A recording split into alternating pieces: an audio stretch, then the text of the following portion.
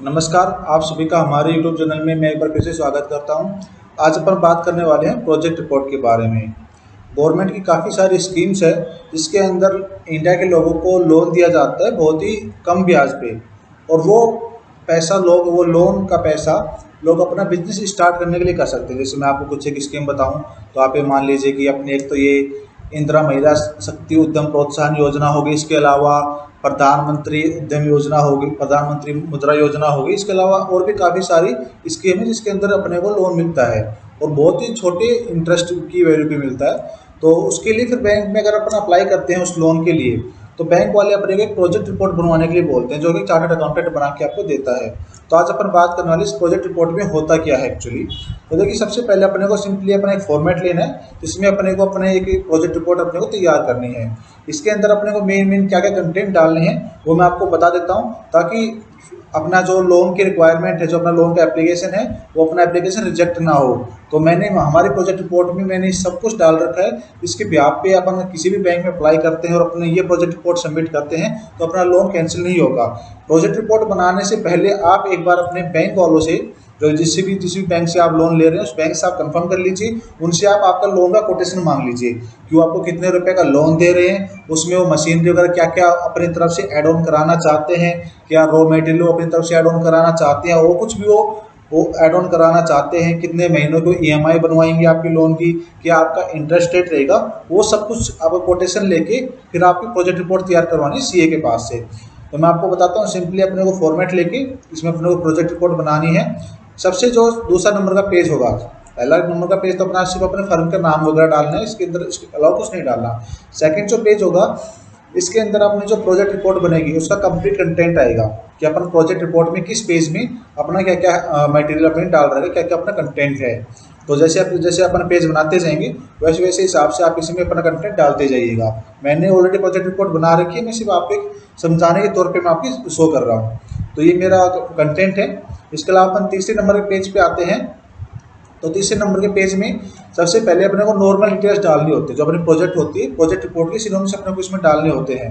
तो इसमें जैसे अपना एड्रेस अपन कहाँ का है, ओनर जिस बंदे के नाम पे आप लोन ले रहे हो उसी बंदे के नाम पे आप अपना बिजनेस शुरू करो, उस बंदे का नाम, contact details, proprietorship firm open करें, फिर आप कौन सी कंपनी ओपन कर रहे हैं, ये सब वगैरह, फाइनेंशियल ईयर वगैरह। इसके अलावा आपको कितने लेबर की रिक्वायरमेंट होगी, कितने आपकी स्किल्ड लेबर होंगे, कितने आपके सेमी स्किल्ड वर्कर होंगे। इसके अलावा आपकी कॉस्ट ऑफ प्रोजेक्ट क्या होगी, मीन्स ऑफ फाइनेंस क्या होगा, और बाद में आपसे कुछ रेशियो भी आपको इसमें डिस्क्लोज करने पड़ेंगे, आपको काफ़ी रेशियो इसमें आपको बताने पड़ेंगे। तो जैसे जो कॉस्ट ऑफ प्रोजेक्ट है, इसमें सिर्फ अपने को इतना बताना कि अपने जो बिजनेस अपन शुरू कर रहे हैं उसमें कितने रुपए का खर्चा आएगा। जैसे एक एग्जांपल के तौर पे मैंने यहाँ पे 10 लाख रुपए डाल रखा है, तो ये जो 10 लाख रुपए का खर्चा आएगा ये मैं कहाँ कहाँ यूज करूँगा, उन सभी की डिटेल मुझे यहाँ पे डालनी है। दूसरा, मीन्स ऑफ फाइनेंस में एक तो अपन जो बैंक लोन ले रहे हैं वो, इसके अलावा आप खुद की तरफ से कुछ अपनी कैपिटल लगाओगे तो आपका प्रोमोटर्स कंट्रीब्यूशन कितना है, वो अपन उसको प्रोमोटर्स कंट्रीब्यूशन बोलेंगे। तो वो आपका कितना है, टोटल अपना कोर्स 10 लाख रुपए आ गया, 10 लाख रुपए का आप जहाँ जहाँ इन्वेस्ट कर रहे हो आपको सिंपली वो चीज़ें यहाँ पे डालनी है। और जो भी चीज़ें आप यहाँ पे डालोगे, जैसे यहाँ पे लैंड है, ऑन परमिसेस है तो बंदे का खुद का है, तो यहाँ पे उसकी खरीदने की रिक्वायरमेंट है नहीं, तो यहाँ पे जीरो आ जाएगा। इसके अलावा कुछ मशीनरी परचेज करेगा, वर्किंग कैपिटल रिक्वायरमेंट होगी, फर्नीचर होगा, रॉ मटेरियल होगा, इन सभी को एक एक्सप्लेनेशन अपने को देना पड़ेगा। इन सभी को अपने को एक ब्रीफ में डिस्क्लोज करना पड़ेगा, अपने को अच्छे से बताना पड़ेगा कि कौन सी मशीन, कौन सी वर्किंग कैपिटल रिक्वायरमेंट है, कौन से पर फर्नीचर खरीदेंगे, रॉ मटेरियल कहाँ से खरीदेंगे, सब कुछ अपने को यहाँ पे डिस्क्लोज करना पड़ेगा आगे। तो जैसे अपन अब आगे आते हैं तो आगे अपना फिर से प्रोमोटर डिटेल आ जाएगी कि अपने को जो भी अपनी प्रोमोटर, जो भी प्रोप्राइटर है या फिर कंपनी का ओनर है, उसकी नॉर्मल डिटेल जैसे नाम आ गया, एड्रेस आ गया, फोन नंबर, ईमेल आईडी आ गया, आधार नंबर आ गया, पैन नंबर आ गया, डेट ऑफ बर्थ वगैरह सब कुछ यहाँ पे अपने को डिस्क्लोज कर देना है। इसके अलावा मेंस जो अपनी प्रोजेक्ट रिपोर्ट होती है वो पेज नंबर 5 से शुरू होती है। तो इसमें जो पहला पॉइंट आएगा वो अपना आएगा इंट्रोडक्शन, कि अपन किस बिजनेस, अपन कौन सा बिजनेस स्टार्ट कर रहे हैं, उस बिजनेस का अपने को क्या मालूम है, क्या उस बिजनेस की ग्रोथ वगैरह सब कुछ अपने को यहाँ पे डालनी पड़ेगी। तो सिंपली इंट्रोडक्शन में बस अपने को छोटा सा डिस्क्लोज करना है कि अपन किस बिजनेस में एंटर कर रहे हैं, बस इसके अलावा अपने कुछ नहीं डालना। इसके अलावा फिर अपना सेकंड पॉइंट आएगा टेक्निकल आस्पेक्ट्स, इसके अंदर अपने को यही डालना है कि अपन क्या क्या टेक्निकल एस्पेक्ट्स लेके चल रहे हैं। जैसे अपना पहला हो गया कि अपन मशीनरी तो इंस्टॉल करेंगे ही, इलेक्ट्रिक इक्विपमेंट्स भी आएंगे, इसके अलावा क्वालिटी इंस्पेक्शन भी होगी। सब कुछ भी 3-4 पॉइंट यहाँ पे डाल सकते हैं। इसके बाद तीसरा पॉइंट आता है अपना रॉ मटेरियल का, कि अपन जो बिजनेस स्टार्ट कर रहे हैं उस बिजनेस में अपने को क्या क्या रॉ मटेरियल चाहिए और अपन वो कहाँ से परचेज करेंगे। बस अपने को सिंपली जो दो चीज़ यहाँ पे डिस्क्लोज करनी है।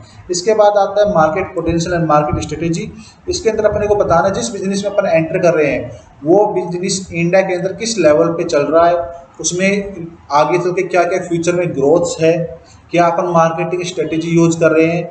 कि जैसे मान लीजिए मार्केट स्ट्रेटेजी में आप मान लीजिए कि अपन ऑनलाइन सेल करेंगे, जैसे अपन जो ऑनलाइन फ्लिपकार्ट अमेजोन वगैरह आते हैं इनके थ्रू अपन सेल करेंगे।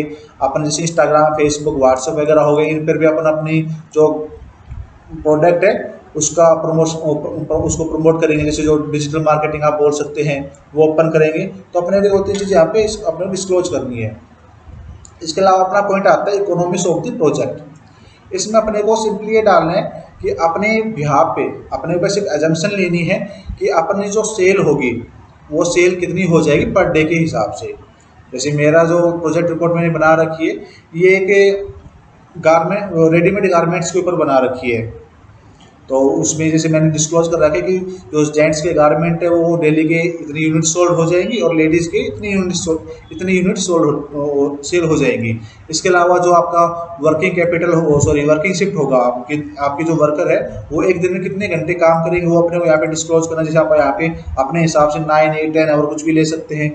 इसके अलावा जो आपके क्रेडिटर्स होंगे, जैसे आपके जो सैलरी क्रेडिटर्स है, आप इनको कितने दिनों में पेमेंट करेंगे मैक्सिमम, कि आपको कितने दिनों में इनको जो भी आपका पेमेंट ड्यू है आपको पेमेंट कर देना है, वो अपने को पॉलिसी यहाँ पे डालनी है। इसी तरह आप सैलरी डेटर से कितने मैक्सिमम दिनों में आप अपना पेमेंट रिसीव करोगे वो पॉलिसी अपने को यहाँ पे डालनी है। डेप्रिसिएशन आप किस ब्याज पे ले रहे हो, ये छोटी मोटी कुछ ही चीज़ अपने को यहाँ पे एंटर करनी है। इसके अलावा अब अपना आता है capacity utilisation, production and output. इसमें अपने को सिंपली कुछ ही नॉर्मल चीज़ें बतानी है। जैसे मैंने आपको सेकंड नंबर के पेज में बताया था कि अपने को जो अपन ने यहाँ पे डाल रखी है ये सारी चीज़ अपने को आगे चल के एक्सप्लेनेशन देना है इन सभी चीज़ों का। तो वो एक्सप्लेनेशन है वो वहाँ से शुरू हो गया है। तो अपन देखिए, दिखाता हूँ मैं आपको। ये देखिए, ये एक जो मशीन है वो एक दिन में कितने घंटे काम करेगी, कितने यूनिट्स वो बनाएगी, और इसके अलावा एक महीने में कितने दिन वर्किंग होंगी। जैसे यहाँ पे 28 दिन डाल रखा है, एक साल में टोटल कितने दिन आपका वर्किंग रहेगा। ये आपको एजम्पशन बेसिस पे डालना है, ऐसे नहीं कि आपको फिक्स डालना है। ये आपका एजम्पशन बेसिस पे आपकी प्रोजेक्ट रिपोर्ट बनती है और आपको एजम्पशन ही डालना है। इसके अलावा आपका एक महीने में कितने दिनों की छुट्टी रहेगी। इसके अलावा आपको जो रॉ मटेरियल है पूरे साल का आपको क्या क्या रॉ मटेरियल चाहिएगा, उसके प्राइस क्या है, उसकी क्वान्टिटी क्या है, वो सब कुछ आपको यहाँ पे एंटर करनी है। और फिर आपकी जो टोटल एनुअल सेल है, जो आप पूरे साल के आप सेल एस्टिमेट करके चल मान रहे हैं कि भाई मेरे पूरे साल की इतने रुपए की सेल हो जाएगी, तो अपने को हर प्रोडक्ट वाइज अपने को यहाँ पे डिस्क्लोज करनी है। जैसे मैंने यहाँ पे अलग अलग डिस्क्लोज कर रखा है कि जेंट्स के गारमेंट के इतने पीस सेल हो जाएंगे और लेडीज गारमेंट्स के इतने पीस सेल हो जाएंगे। तो दोनों मैंने यहाँ पे डिस्क्लोज कर रखी है। इसी के यहाँ पे फिर आपकी सेल निकल के आएगी पूरी साल की रुपीज़ में। फिर अपना आता है फाइनेंशियल एस्पेक्ट्स। इसके अलावा जैसे अपना पहला जो हो जाएगा वो हो जाएगा वर्क सेट एक्सपेंसेस। जैसे मान लीजिए अपन एक दुकान कर रहे हैं कपड़ों की, तो उसमें अपने को कुछ एक उसमें दुकान में कुछ छोटा मोटा काम कराना पड़ेगा, उसमें कितना खर्चा आ जाएगा वो अपने को यहाँ पे डालना है। सेकंड नंबर के पेज में अपने मशीन एंड इक्विपमेंट डाला था, तो मैंने बताया तो अपने को नीचे उसको एक्सप्लेनेशन करना पड़ेगा। तो यहाँ पे इसका एक्सप्लेनेशन ये रहा कि अपन कौन कौन सी मशीन परचेज कर रहे हैं, उसमें इलेक्ट्रिक आइटम्स क्या क्या है, कितने रुपए का अपन परचेज कर रहे हैं, टोटल वो अपना आ जाएगा। और ये टोटल जो ये अपना आएगा फिक्स इन्वेस्टमेंट।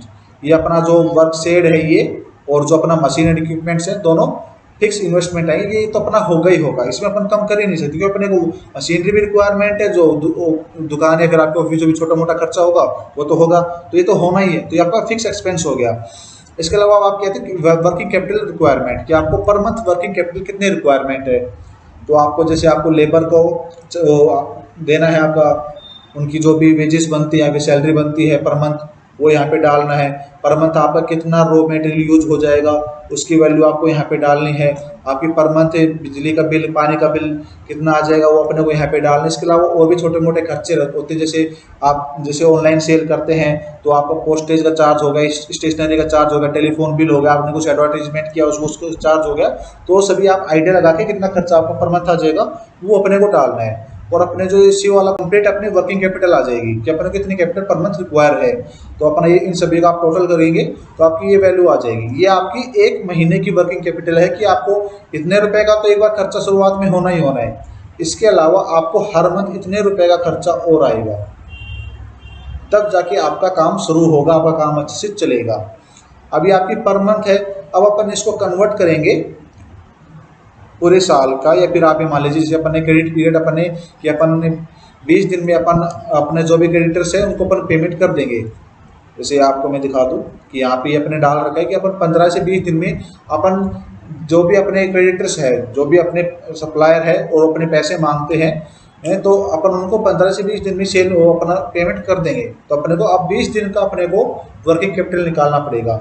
तो अपन ने यहाँ पे जैसे अपना पर मंथ आ गया था, पर मंथ अपना है इतना है, तो अपना 20 दिन का वर्किंग कैपिटल रिक्वायरमेंट अपना 1,81,625 रुपये आ जाएगा। ठीक है, सिंपल है। अब total cost of project, total cost of project में आप देखोगे तो अपना फिक्स इन्वेस्टमेंट 8,20,000 है, और जो अपना वर्किंग कैपिटल रिक्वायरमेंट है वो ये 1,81,000 रुपये, टोटल अपने को 10 लाख रुपए चाहिए। अपना देखो जो फिक्स इन्वेस्टमेंट है वो तो एक साल में एक बार होगा, वो तो शुरुआत में होगा, वो अपना इतना ही रहेगा। अब अपने को हर महीने 20 दिन में 1,81,625 रुपये की रिक्वायरमेंट और अपना काम चलाने के लिए, तो अपने को इन दोनों को एड ऑन करेंगे तो अपना टोटल खर्चा आ जाएगा 10 लाख रुपए, और अपना जो टोटल कॉस्ट ऑफ प्रोजेक्ट है वो भी 10 लाख रुपए ही है।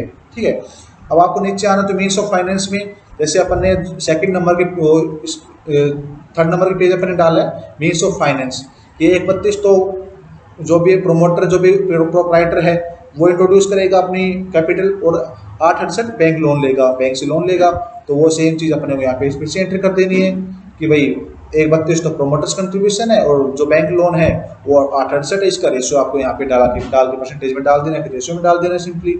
इसके अलावा एक ब्रेक इवन पॉइंट अपने को निकालना पड़ेगा।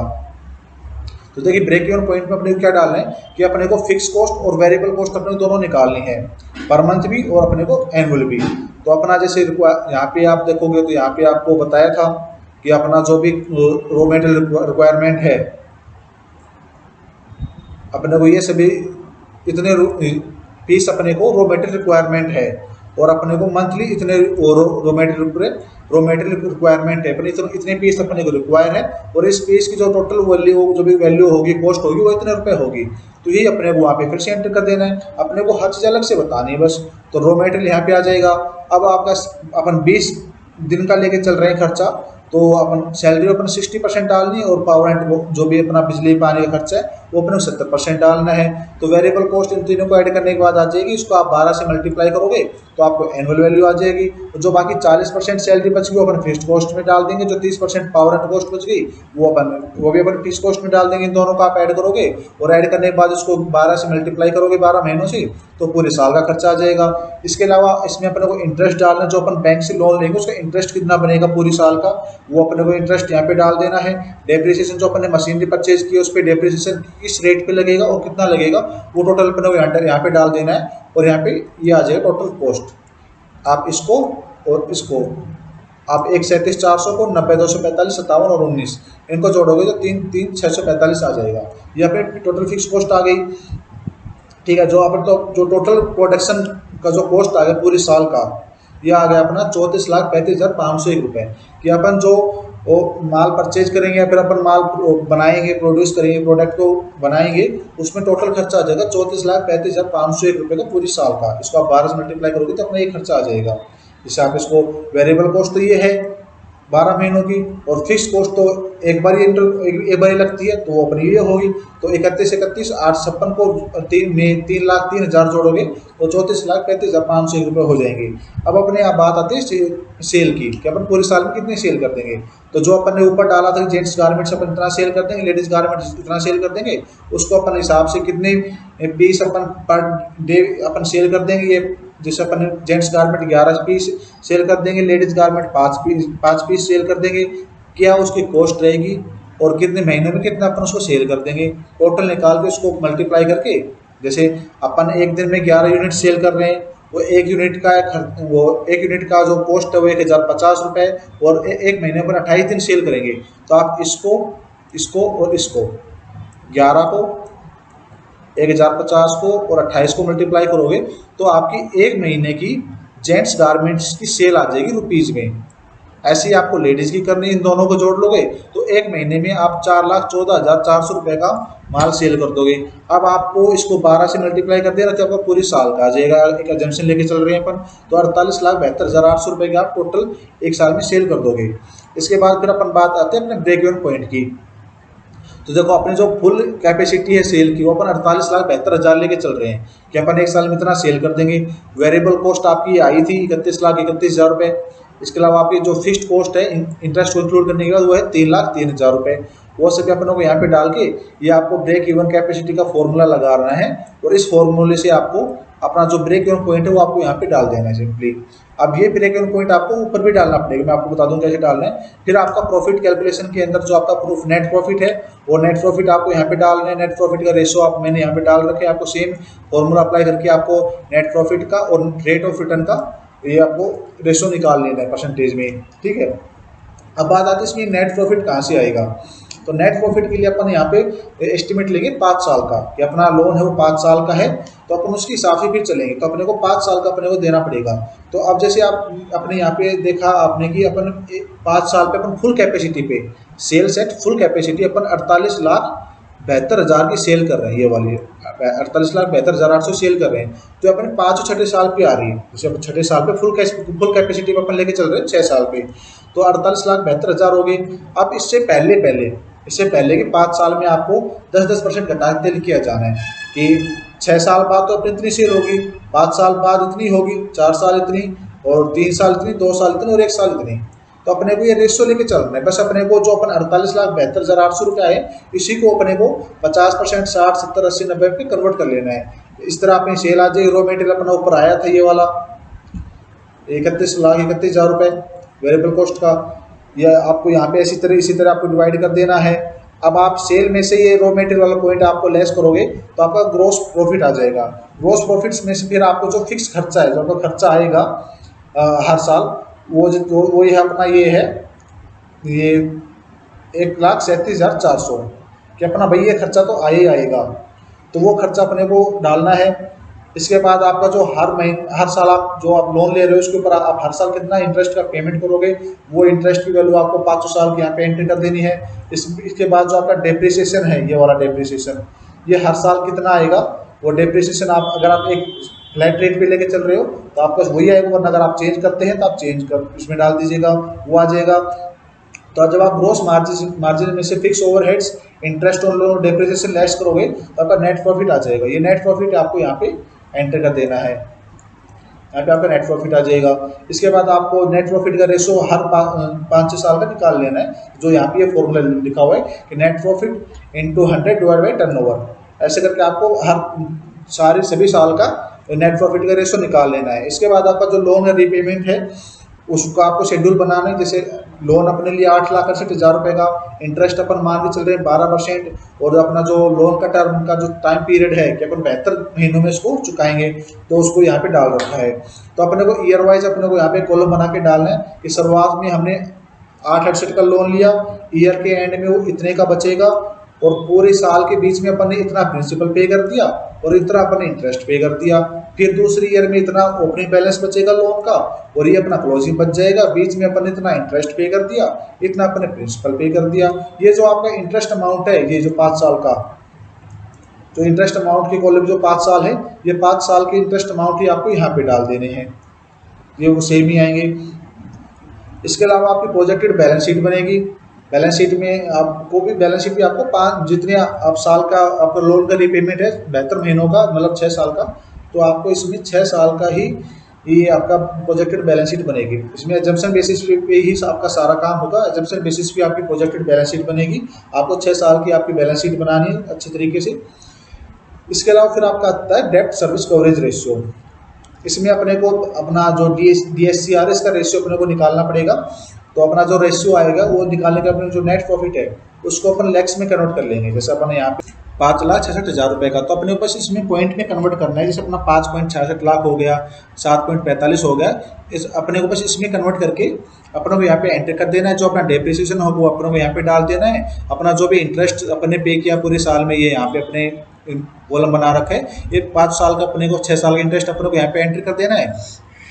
इसके अलावा इन तीनों को अपने को ऐड करके अपने को ए पॉइंट का नाम दे देना। इसके बाद अपना जो भी लोन अपने को मिला है, जो अपना ओपनिंग बैलेंस है लोन का, वो अपने को यहाँ पे डाल देना। कितना अपने लोन पे इंटरेस्ट दिया है वो अपने को फिर से इंटरेस्ट यहाँ पे अपने को डाल देना है। और इसको भी अपने ऐड ऑन कर लेंगे और ए वाले पॉइंट को बी वाले से डिवाइड कर देंगे तो अपना DSR आ जाएगा 6 साल का। 6 साल के आप DSR को ऐड करके 6 से डिवाइड करोगे तो आपका एवरेज DSCR आ जाएगा। आप इस DSCR को आपको शुरुआत में एंटर करना पड़ेगा और कंक्लूजन में एंटर करना पड़ेगा। इसके बाद आप नीचे आओगे तो आपको रेशो निकालने पड़ेंगे। आपके नेट प्रॉफिट के रेशो आपको निकालने पड़ेंगे। आप यहाँ से देख लीजिए, आपको यहाँ पे फॉर्मूले आपको लगा के आपको यहाँ पे रेशो निकालने पड़ेंगे। इसके बाद आपने 6 साल का लोन लिया है, 12 महीनों का लोन लिया है, तो आपको 12 महीनों की EMI का शेड्यूल आपको बना के यहाँ पे डालना पड़ेगा कंप्लीट। इसके अलावा आपने जो भी मशीनरी आपने वहाँ पे डाली थी कि अपने कितने रुपए की मशीनरी चाहिए, आपको कौन कौन सी मशीनरी चाहिए, आपको उसका आपको ब्रीफ एक्सप्लेनेशन देना पड़ेगा। तो जैसे अपने को मेन जो मशीनरी की रिक्वायरमेंट है वो अपने ये मशीनरी अपने को ये चाहिए, टोटल इसी कॉस्ट आ जाएगी मशीनरी की। इसके अलावा अपने को फर्नीचर चाहिए, कौन कौन से फर्नीचर चाहिए, इलेक्ट्रिक आइटम क्या क्या है, वो सभी अपने को यहाँ पे एंटर करके डिस्क्लोज करना है।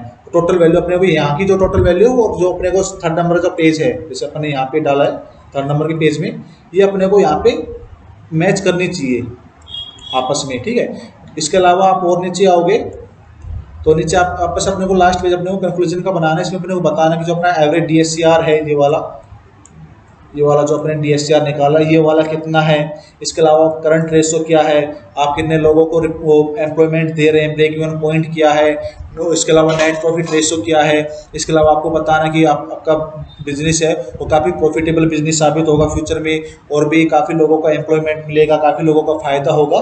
तो इस तरीके से आपको अपना एक प्रॉफिटेबल बिजनेस आपको शो करके आपको प्रोजेक्ट रिपोर्ट देनी है। इसके अलावा मैं आपको बताना चाहूँगा, अगर आप भी एक अकाउंटेंट है और आपको प्रोजेक्ट रिपोर्ट का फॉर्मेट चाहिए तो आप हमारी टीम से कॉन्टेक्ट करके हमसे ये प्रोजेक्ट रिपोर्ट का फॉर्मेट ले सकते हैं। इसके अंदर आपको बस जैसे कंक्लूजन वगैरह हो गया या फिर आपका जो इंट्रोडक्शन वगैरह, फाइनेंशियल एस्पेक्ट वगैरह हो गए, जैसे कि ये मार्केट पोटेंशियल हो गया, रॉ मटेरियल डिस्क्रिप्शन होगी, ये सब आपको सर्च करके आपको डालने पड़ेंगे। इसके अलावा जो आपकी रेशो की कैलकुलेशन होगी, आपकी सेल वगैरह की जो भी आपकी कैलकुलेशन होगी, ये सभी कैलकुलेशन आपकी ऑटोमेटिक उसमें हो जाएंगे हमारे फॉर्मेट के अंदर। पर ये जो फॉर्मेट है आपको, ये हमारा फॉर्मेट पेड है, फ्री ऑफ कॉस्ट नहीं है। इसके अलावा अगर आप एक लोन की रिक्वायरमेंट है और आप हमारे क्लाइंट है, हमारी फर्म से आप अपने प्रोजेक्ट रिपोर्ट बनवाना चाहते हैं तो आप हमारी टीम से कांटेक्ट कर लीजिए। आपको वीडियो के डिस्क्रिप्शन में हमारे कांटेक्ट नंबर मिल जाएंगे, आप वहां से हमारे द्वारा अपने प्रोजेक्ट रिपोर्ट बना सकते हैं। आपका कोई भी बिजनेस हो, कोई भी टॉपिक हो, आपके सभी टॉपिक पे हम विद इन 30 मिनट्स 30 मिनट के अंदर आपकी प्रोजेक्ट रिपोर्ट बना के आपको तैयार करके देंगे। और अगर मान लीजिए बाई चांस आपके बैंक द्वारा कुछ भी उसमें चेंजेस करवाते हैं, पहले बात तो चेंजेस करवाएंगे नहीं क्योंकि हमने ऑलरेडी 19 पेज की प्रोजेक्ट रिपोर्ट बनाई है, इसमें अपना सब कुछ कवर हो जाता है, तो बैंक वाले मना करेंगे नहीं। फिर भी बाई चांस मान लीजिए कुछ उसमें चेंजेस करने के लिए बोलते हैं तो आपको विद इन 10 से 15 मिनट्स के अंदर हम आपको अपडेट करके उन्हीं पैसों में आपको वो आपकी प्रोजेक्ट रिपोर्ट दोबारा बना के दे देंगे, जिसका आपसे कोई एडिशनल चार्जेस नहीं लिया जाएगा।